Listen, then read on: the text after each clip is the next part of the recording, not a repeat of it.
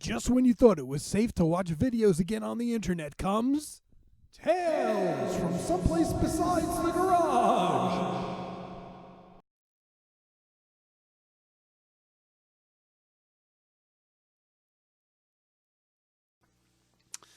So, hello everybody. Wasn't really planning on doing a video, but midnight came, and then 1 o'clock came, and it's like 1:30 in the morning now, and I can't sleep. And I don't feel like going through my emails. All I'm seeing there is junk, so I don't have any particular emails to respond to from actual people for once. So I thought I would do a video and talk about some records, some albums, some CDs, and not knowing what particularly to talk about. I had this idea. I might have done this a couple times before, once or twice before. And it's basically me kind of going to the back of my collection and pulling out what I call one-offs, artists that I probably only have one album by, maybe two. You know, two is not cheating in my book, compared to other artists that I've got dozens by. So I decided to just go out and kind of randomly pull things. These aren't necessarily even things I've listened to recently, but now that I've pulled them out, now I want to hear them. And of course, I probably shouldn't talk about them too much before I listen to them again, but I'm going to do it anyway.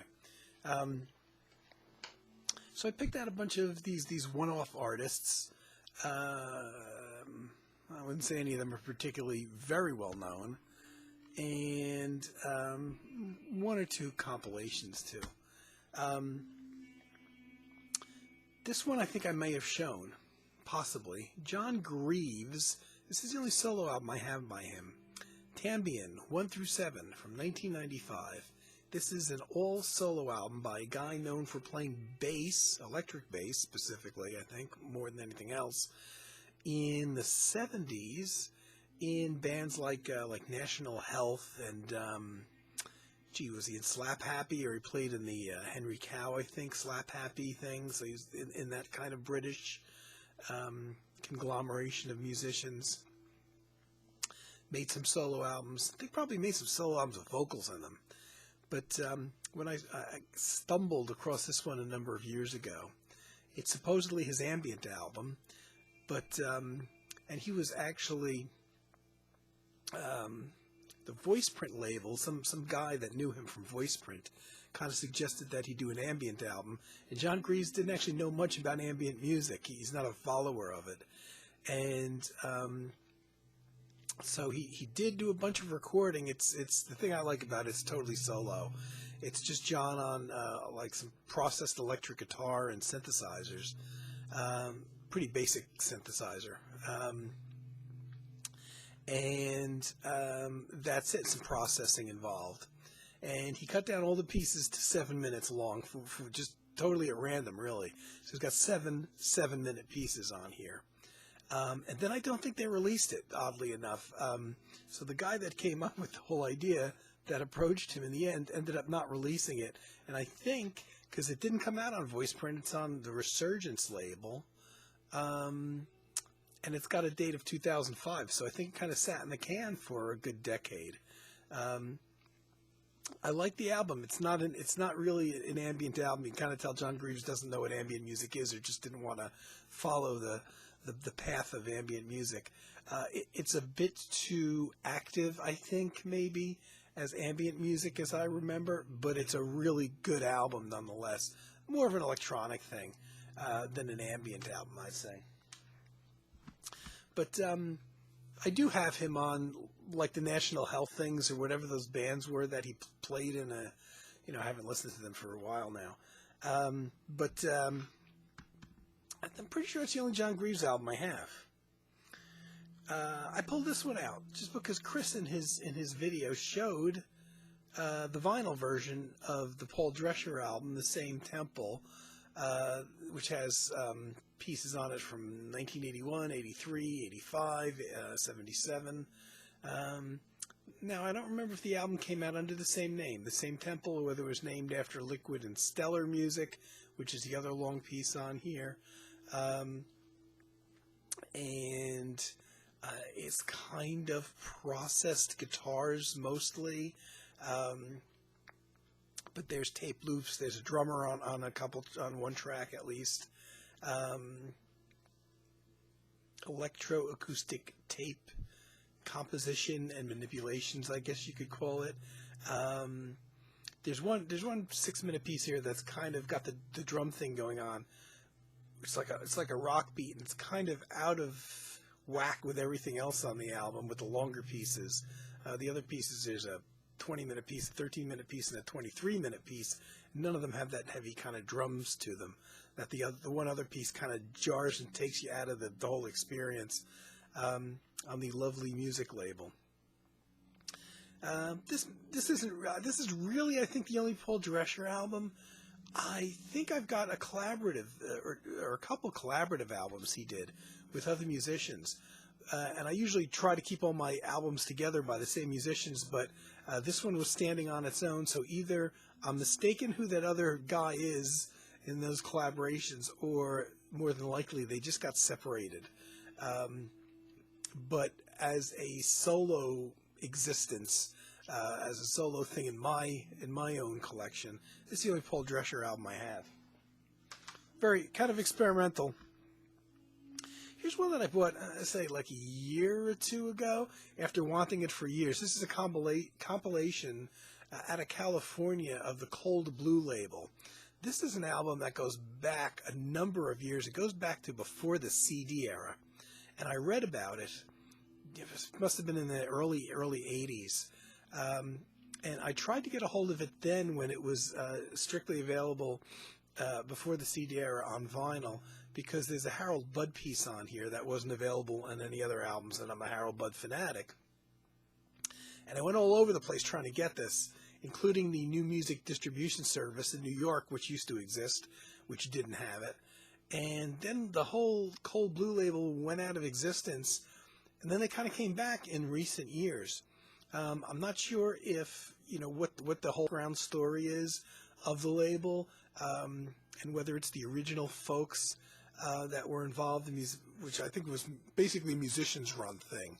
Musicians kind of going under this one umbrella and putting out their own albums, because it's very avant-garde music. And strangely enough, this all of a sudden popped up again. What year was this? Doesn't have a date on it. Let's say this is recent years that this sampler came out, or they call it a sampler. But I believe all the pieces are unique to this album. And it's a lot of musicians I don't know, and a few that if you're really heavily into avant-garde music, you would know. Besides Harold Budd, probably the best-known guy on here. Daniel Lentz is on here, so some folks may know Daniel Lentz, kind of the modern experimental composer. And Ingram Marshall is the other guy that's fairly well known that's got a piece on here. And I think that's it, and just Harold Budd. Whole bunch of other people on here that I've never heard of. But, I bought this album really for that one piece, for the Harold Budd piece.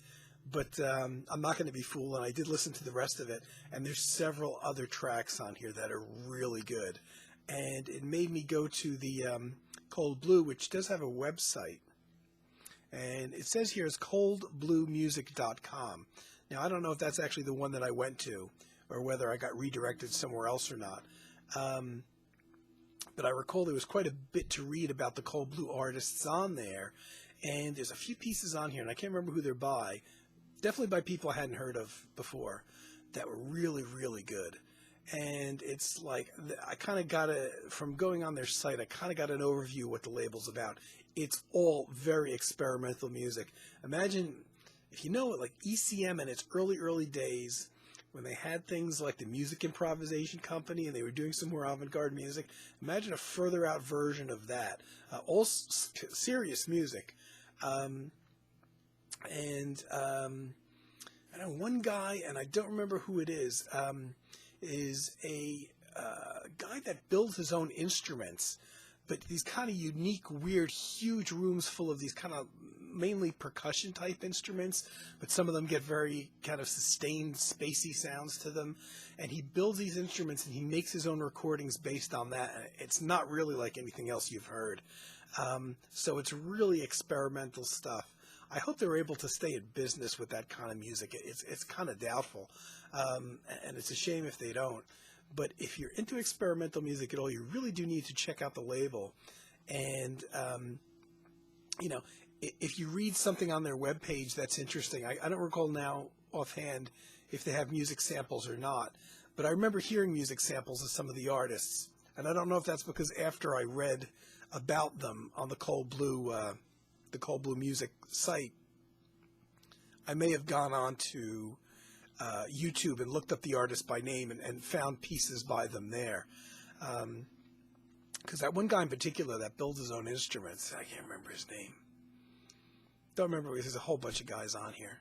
It was really, really something. And all the musicians on here are really, really very good. If you like experimental music, I wouldn't say it's the most difficult experimental. There's a lot of experimental music which, you know, is basically noise. But this isn't like that. This is a lot more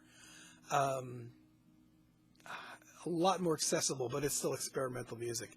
And I see a glare on my camera here. There's really nothing I can do about. It's probably going to come off on the video.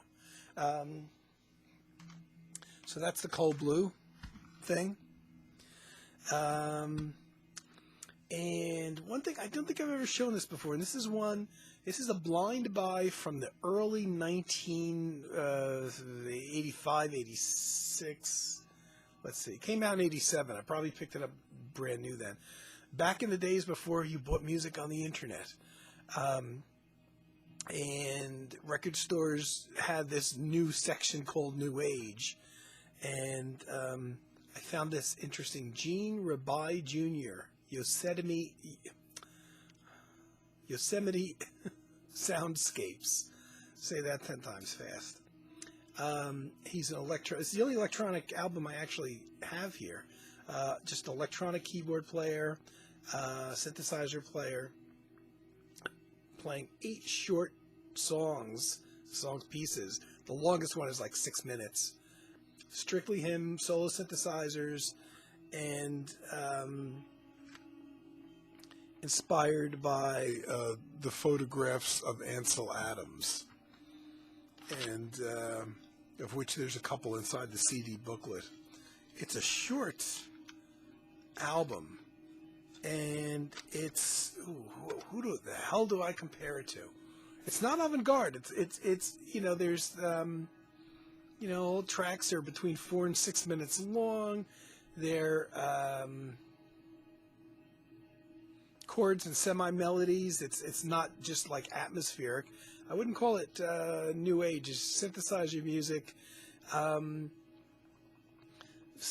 You know, I'm tempted to say like the very, very early Vangelis stuff.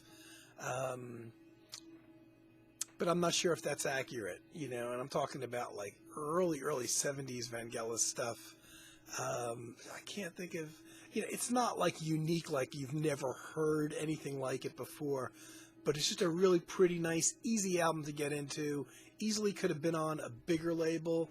This is on Paragene's music. So I think it was basically the artist's own label, I'm guessing. Came out of Hollywood, California, believe it or not. But I haven't looked this guy up. I have never ever seen another album by him, but he may have done other things. And it's a really nice. If you ever come across like a used copy or something pretty reasonable, and you like synthesizer music, and it's not difficult stuff, and it's, you know, it's not ambient music.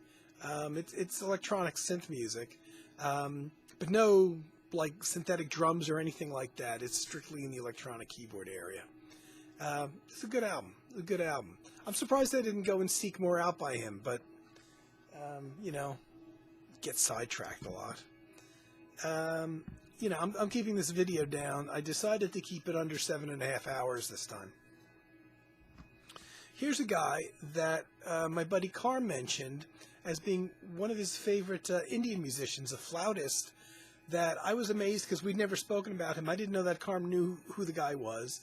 And I'm like, oh, I have one CD by him, G.S. Sachdev.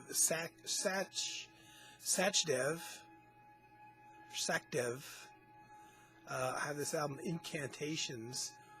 I probably would have liked it better if it was, I don't know what, I totally bought it off the cuff.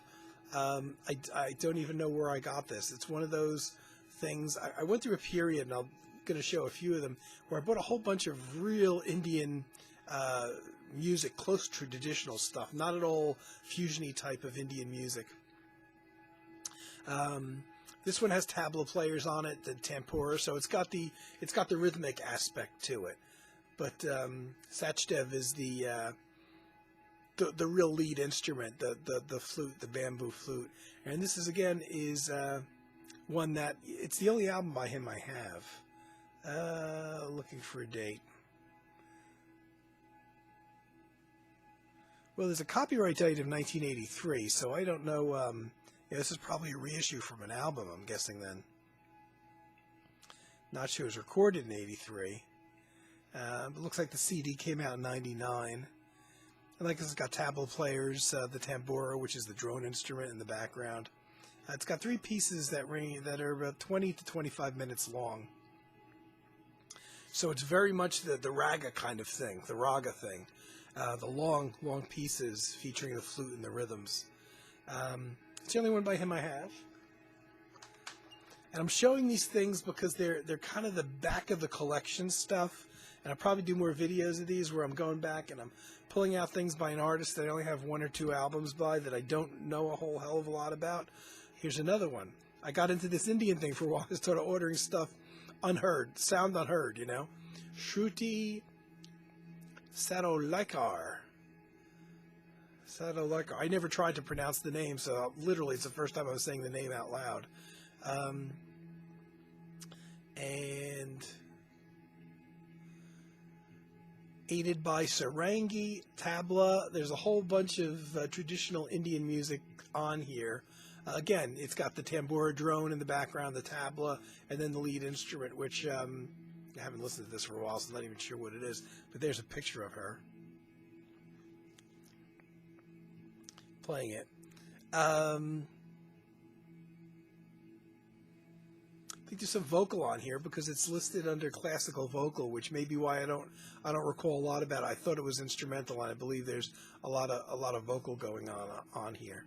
But Shruti Sadolaikar with sarangi and tabla and tamburas. I know what tabla is. I know what tambura is. Just one of those, one of those off-the-cuff buys that I saw. I think I bought that online from Tower Records, believe it or not, because that's where I got a lot of Indian stuff from. When they would go on sale, and I just got into this period where maybe I was looking for something new and different, but I wanted to go the traditional route. I didn't want to go necessarily the mixture of East and West. I wanted to stay a bit pure. Another person I don't know anything about. Balujai Shrivastava. Again, I've never tried to pronounce his name out loud before. The Art of the Indian Dilruba, which I bought because I love Dilruba. I know what Dilruba is. The Indian, what do you call it? You know, the bowed instrument. It's not really a violin, but kind of like a deeper violin. Not a cello. Not that deep. I love the sound of it. And I don't know where I first heard it. I know Stephen Mikas, who records for ECM, has done some recording with Dilruba. That could have been the first place I heard it, but there's very little of it on his recordings. He tends to use so many different instruments that you don't necessarily get more than a slight taste of what an instrument is, because he might only use it for one track. But this is a full album of it. I remember liking this one very much. Don't know. Let me see. The Dilruba is an ancient Indian bowed instrument. accompanied by tablas, again, the drums, the tambura, the drone instrument. But I like one of my favorite classic Indian instruments is the dilruba. I just like it's just got it's got that weird, like whiny sound that I can see maybe people don't like so much. But it's a little bit different than like the Indian violin type of music that you hear. The instrument I think is maybe slightly deeper than that, or I think it has maybe a few more strings than the violin or something. A little bit more depth to it maybe. And it's one of those things that, like when you're sick of hearing guitars and keyboards or saxophones or something, it's like, I want to hear something different, something that's a little more foreign. It's a good place to go. And then in keeping with my Indian musicians, and the only reason I'm showing these particular ones is because they were all together in a stack. And that's because all these guys I only have one album by, and they happen to be Indian musicians, so I just grabbed them. D.L. Subramanian, the one guy I can pronounce, a violin player. He might be a bit more well known than the other folks, because he's played with Western musicians. This is 3 ragas for solo violin. So this is just solo violin. Really nice album, but you got to be in the mood for it. Again, you got to be in the mood for it. 3 pieces between 20 and 24 minutes long. So they're long ragas, or long pieces for solo violin. And 1991, this is Nimbus Records. I think a couple of the others are Nimbus Records too. They've got distribution. They're a fairly big label. And considering the kind of music they do, which is not very commercially viable, I don't know how they stay in business. I'm glad they have, and maybe they have a more commercial side to them that I'm not aware of. But I've seen Nimbus do a lot of interesting albums.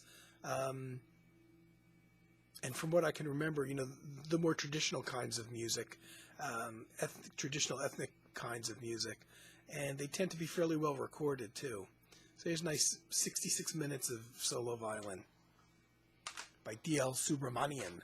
So, I kept this under 7 hours, and I'm just doing it just to let my presence be known, I guess, and kind of show things from the oddball corners of my collection, things that probably wouldn't come up in regular conversation, I guess. Okay, I'm gonna call it quits before you will get too bored with me. Hope everybody's doing well. And I'll probably be back soon if I can think of something else to talk about. Take care.